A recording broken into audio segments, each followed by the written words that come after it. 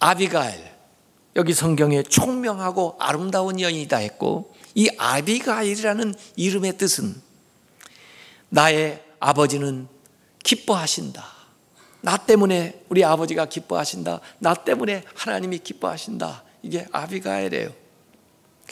이것도 원래 본명이라기보다 아마 그 여인의 삶 때문에 이렇게 이름이 불려지지 않았을까, 이런 추정을 하게 됩니다. 어쨌든 다윗은 광야에 살면서 나발의 목장을 지켜주는 울타리와 같은 역할을 했습니다.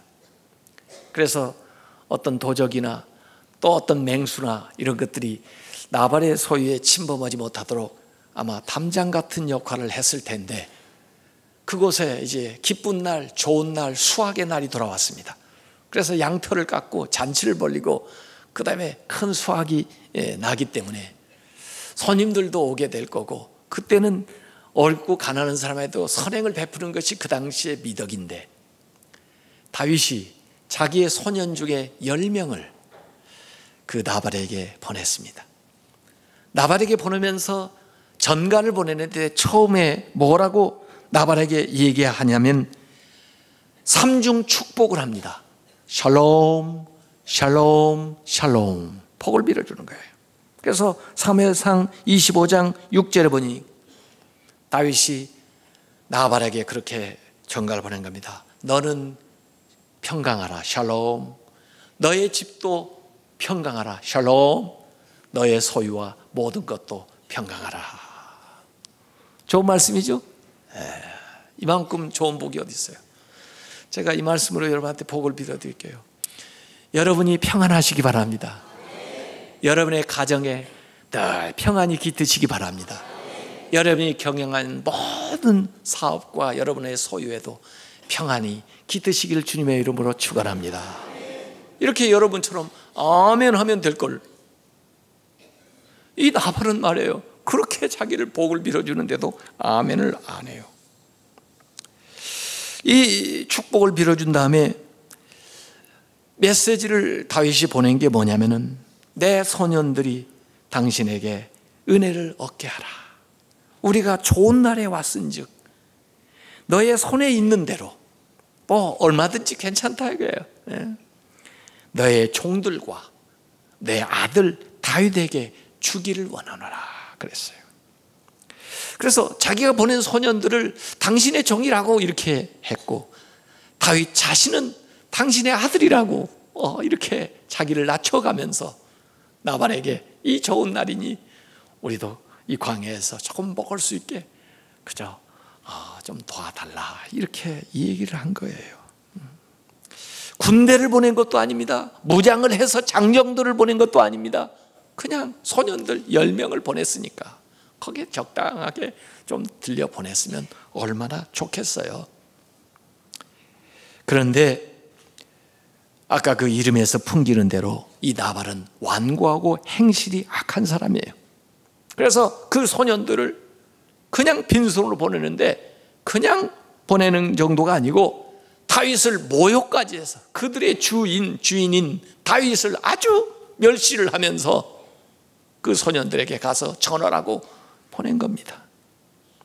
그게 25장 10절 11절에 나오는 거예요. 다윗이 누구냐? 다윗 모른다는 거예요. 진짜 다윗을 모를까요? 다윗이 누구냐? 이세의 아들, 다윗의 아버지까지 들먹입니다. 이세의 아들은 누구냐? 요즘에 각기 주인에게서 억지로 떠나는 종이 많다고 들었는데, 아니 억지로 누가 데려간 사람이 어디 있어요? 자기들이 힘들어서 어려워서 제발로 찾아왔는데 말이에요. 이렇게 매도를 하는 겁니다. 내가 어찌 내 떡과 물과 내 양털 깎는 자를 위하여 잡은 고기를, 내가 내 떡을 내 양을 자꾸 나가 나옵니다. 가져다가 어디서 왔는지도 알지 못하는 자들에게, 근본도 모르는 자들에게 주겠느냐? 이렇게 이야기를 한 거예요.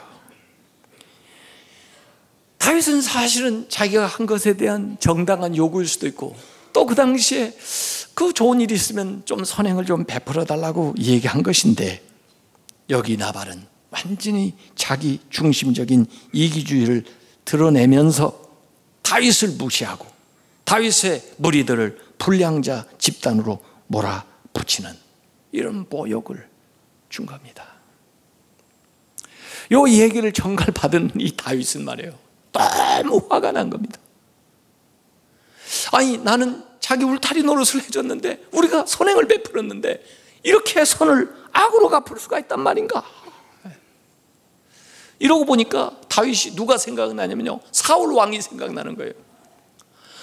다윗이 사울에게 미움받게 된 계기가 뭡니까? 이스라엘이 어려움에 처했을 때 골리앗이 나와서 아무도 대항하는 병사가 없어가지고, 장수가 없어가지고 정말 이스라엘이 어려움 위기에 처했을 때 사실 사울 대신해서 목숨 걸고 나가가지고 골리앗을 싸워서 이겼는데, 그 선행을 사울이 다윗을 죽이려고, 그렇게 죽이려고 돌아다니고 찾아다니는 홀 보니까 얼마나 억울했겠어요. 근데 이번 경우 이 나발을 보니까 똑같아요, 사울과. 그래서 다윗도 말이에요, 사울한테는 어떻게 기름 부음 받았고 왕이고 또 군사가 뭐 하니까 못하지만, 야, 이 나발은 말이에요, 사울보다는 약해 보이고, 그러니까 이 사울에 대한 분풀이를 이 나발한테 하려고 생각을 한 겁니다. 그래서 자기 휘하에 있는 600명 중에 200명은 여기 남아있으라 그러고 400명한테 무장을 시킨 겁니다. 다 무기를 갖춰라.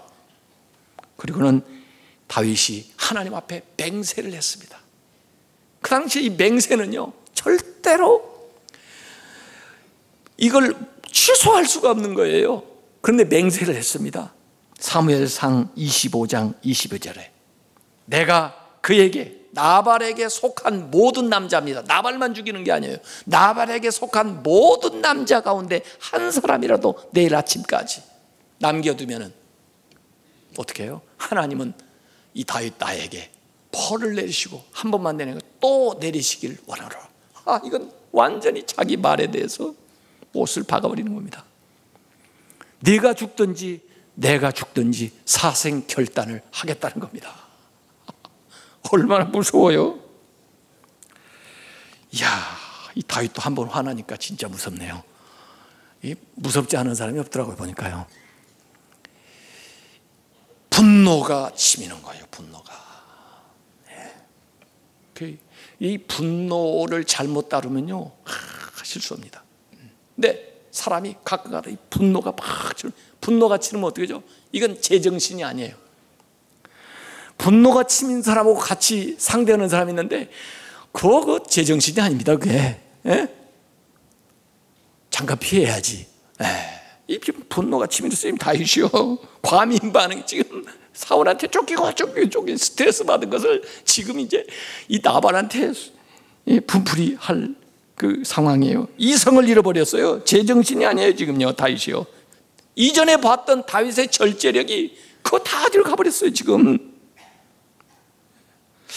아니, 당신의 그 넓은 마음과 아량이 지금 다 어디 갔습니까? 아니, 그 나발 같은 사람 그 말 그냥 안 들은 걸로 치지, 그 말 한마디에 그렇게 분노합니까? 이렇게 옆에 아무리 얘기해도 다윗은 아니에요. 세상에 이런 놈이 있나? 나의 호의를 모욕으로 갚다니. 내가 진짜 누군지 알아? 요새 그 말 많이 하더라고요. 내가 누군지 알아? 자기가 누군데? 이런 녀석은 따끔한 맛을 보여줘야 돼. 나를 우습게 보면 혼난다는 걸 이번 기회에 만천하에 내가 좀 한번 보여주랴, 아마 이런 생각을 했는지 몰라요. 가지고 군대를 이끌고 쳐들어오는 겁니다.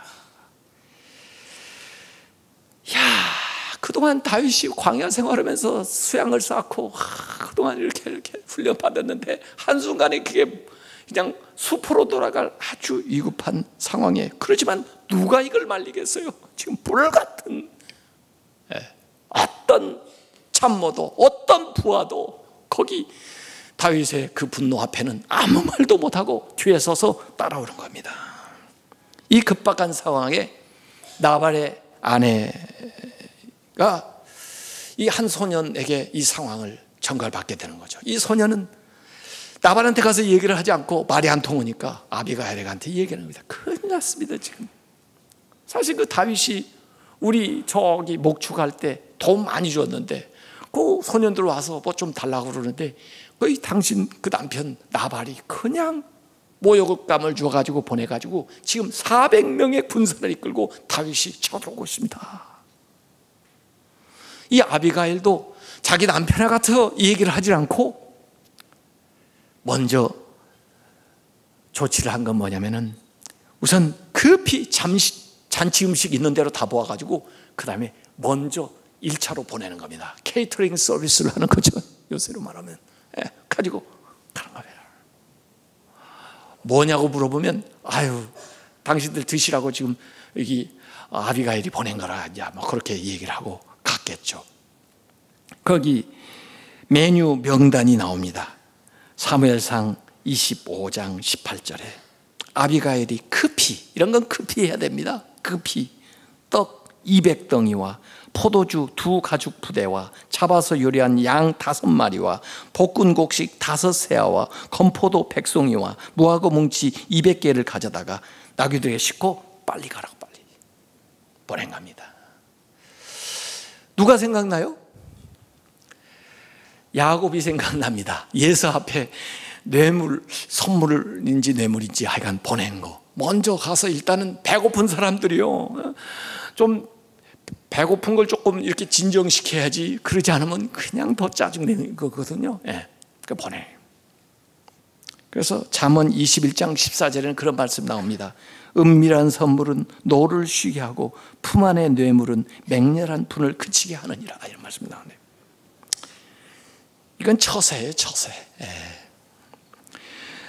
어쨌든 그리고 이게 뭐야, 무슨 일이 일어나는 거야 이러고 다윗이 그래도 앞으로 하고 나왔을 텐데 한 여자가 와서 말에서 내리더니 탁 엎드려서 절을 하는 거죠. 당신 뭐야, 길 비켜. 그런데 얘기하는 겁니다. 제가 그 아비가일이 얘기한 거 길기 때문에 제가 이렇게 요약해서 번역을 해봤어요. 부디 간청하오니 참으십시오. 제가 대신 사과드립니다. 미련하고 불량한 나발하고 상대하지 마십시오. 그가 미련한 짓을 했습니다. 사람도 몰라보고.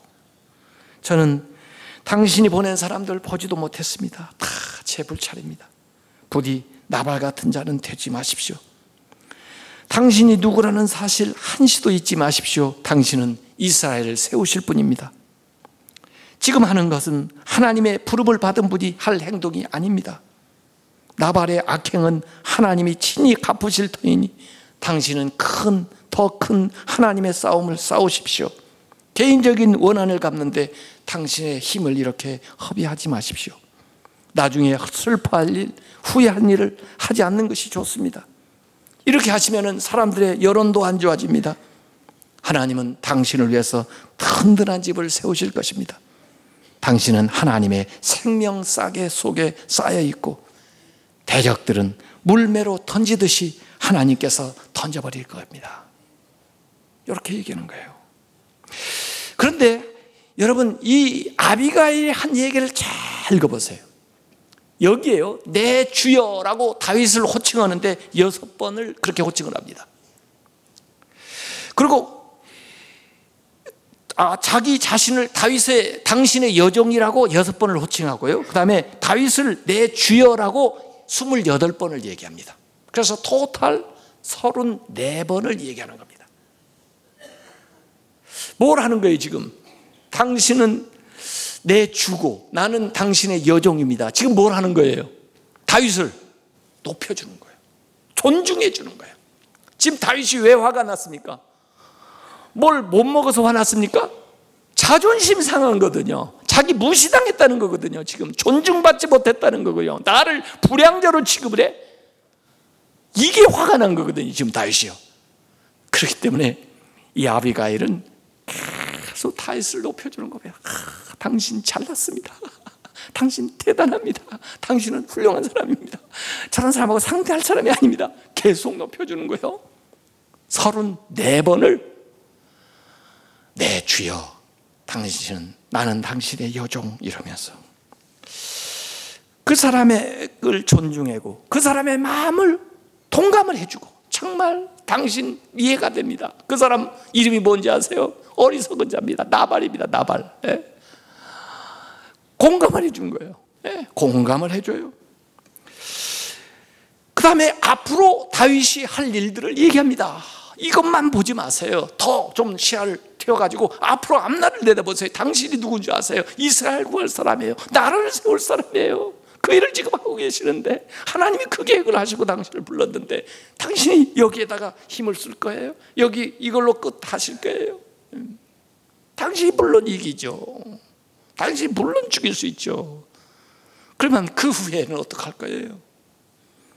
더 넓은 미래의 시점에서 아니 하나님의 안목에서 보게 만듭니다. 지금까지 다윗은 나오면서 너 나발이 자기에게 한 일 때문에 하나님이 안 보여요. 나발만 보여요. 이놈을 어떻게 해? 이러고 나오는 거예요. 그런데 지금 이 아비가일은 하나님을 상기시켜 주는 거예요. 하나님이 당신을 지금까지 생명사계로 돌봐주시고 하나님이 당신과 함께 하시고 당신이 지금 하나님의 싸움을 싸우고 있고 하나님이 당신을 세우실 텐데 하나님은 안 보이십니까? 나발만 보이십니까? 그래서 이 관계가요, 다윗, 나발, 아비가일의 관계를 아비가일이 어떻게 만들고 있냐면 다윗, 하나님, 아비가일의 관계로 바꿔놓는 거예요. 그 시야가, 안목이 달라지는 거죠. 더구나 정말 이 여자의 탁월한 것은 물매라는 언급을 하고 있습니다. 25장 29절에 물매를 던지듯이 하나님이 그들을 던져버릴 겁니다. 물매가 어디에서 나온 거예요? 다윗이 골리앗을 죽일 때 나왔던 게 물매예요. 그걸 얘기한다는 것은 다윗의 옛날 그 일을 칭찬하는 일이기도 하고 하나님이 인정하는 일이기도 하고 다시 상기하는 얘기예요. 다윗에 대해서 잘 알고 있다는 얘기죠. 그러니까 그 여인의 말에 진정성이 믿어지고 그때부터 이 여인은 자기 남편만 살리려고 나온 여인이 아니라 진짜 내 명성을 보호하고 내가 이 일 실수함으로써 앞으로 입게 될 엄청난 것들을 보호해 주기 위해서 나를 위해서도 나온 여인이라는 깨달음이 다윗에게 오게 되는 겁니다.